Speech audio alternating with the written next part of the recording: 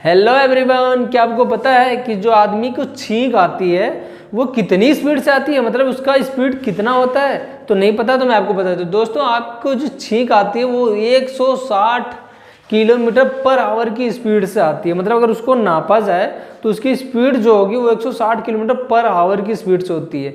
इसी वजह से जब आपको जुकाम होता है, खांसी होती है, तो उसमें आपको डॉक्टर कहते हैं कि जब भी आप छींके तो आप अपनी कोहनी लगा के छींके या फिर मास्क पहने या फिर रुमाल लगा के छींके, क्योंकि वो ज़्यादा लोगों को संक्रमित कर सकता है। अगर ये जानकारी आपको अच्छी लगी तो मेरे वीडियो को लाइक करें, कमेंट करें और चैनल को सब्सक्राइब करें।